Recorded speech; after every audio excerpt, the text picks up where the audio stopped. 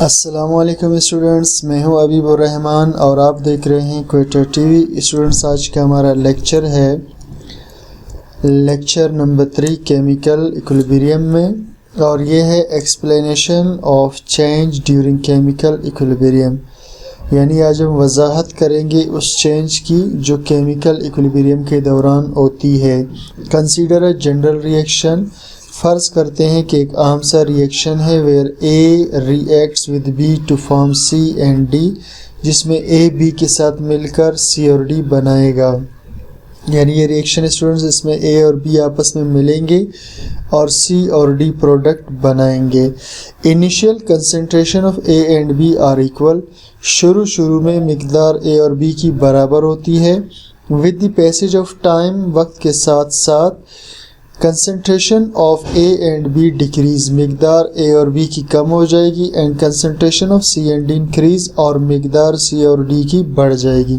यहाँ देखिए स्टूडेंट्स, मैं आपको एक एग्जांपल दे दूँ। मिसाल के तौर पर नाइट्रोजन और ऑक्सीजन, ये दोनों हमारे रिएक्टेंट्स थे। शुरू में इस बर्तन के अंदर सिर्फ नाइट्रोजन और ऑक्सीजन ही होंगे, इसके अलावा कोई और चीज़ नहीं होगा। तो ये रिएक्टेंट्स की मिकदार शुरू में बहुत ज़्यादा होगी। जब रिएक्टेंट्स आपस में मिल करके प्रोडक्ट बनाना शुरू कर देंगे, ठीक, नाइट्रिक ऑक्साइड को बनाना शुरू कर देंगे, तो अब क्या होगा, नाइट्रोजन और ऑक्सीजन की मिकदार कम होना शुरू हो जाएगी, जबकि नाइट्रिक ऑक्साइड जो कि प्रोडक्ट है उसकी मिकदार बढ़ना शुरू कर देगी। फिर एक वक्त आएगा नाइट्रिक ऑक्साइड की मिकदार बहुत ज़्यादा होगी, तो रिवर्स रिएक्शन स्टार्ट हो जाएगा। और फिर जितने प्रोडक्ट्स रिएक्टेंट में चेंज हो रहे होंगे, उतने ही रिएक्टेंट्स वापस प्रोडक्ट में चेंज हो रहे होंगे। तो चलिए जी, इसी को हम डिस्कस करते हैं। इनिशियल कंसंट्रेशन, इब्तिदाई मिकदार ए और बी की बराबर होती है। With the passage of time, वक्त गुजरने के साथ कंसंट्रेशन ऑफ ए और बी डिक्रीज, मिकदार ए और बी की कम हो जाएगी। And concentration of C and D increase, और मिकदार सी और डी की बढ़ जाएगी।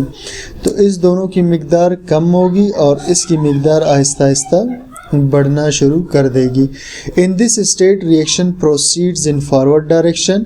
इस हालत में रिएक्शन जारी रहता है आगे की तरफ, यानी ए और बी जब आपस में मिलेंगे तो रिएक्शन आगे की तरफ चलता रहेगा।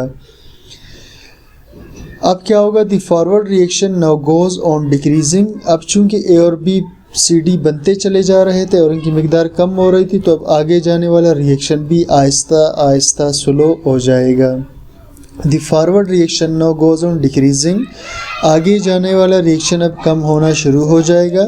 While reverse reaction goes on increasing, जबकि रिवर्स रिएक्शन बढ़ना शुरू कर देगा। अब रिवर्स रिएक्शन से मुराद स्टूडेंट्स सी और डी मिलकर दोबारा ए और बी बनाना शुरू कर देंगे।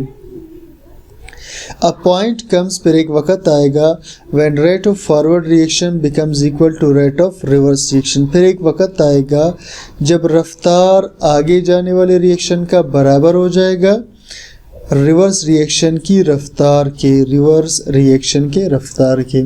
यानी इसे स्टूडेंट्स आप यूँ भी समझ सकते हैं, अगर मैं एक ग्राफ बना दूँ जिसमें मैं एक्स एक्सिस पर ले लूँ टाइम को, और फिर वाई एक्सिस पर मैं ले लूँ concentration of reactants and product को, तो हम जानते हैं कि शुरू में हमारे पास प्रोडक्ट की मिकदार 0 होगी और रिएक्टेंट की मिकदार यानी ए और बी की मिकदार हमारे पास बहुत ज़्यादा होगी, जबकि सी और डी की मिकदार कम।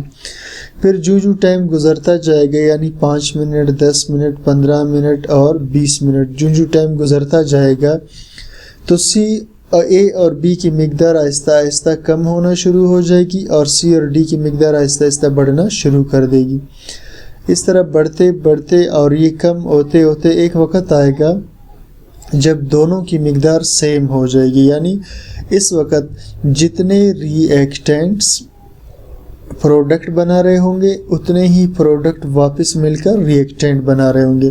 इसे हम state of dynamic chemical equilibrium भी कहते हैं। तो चलिए जी, दोबारा देखते हैं स्टूडेंट्स इसको।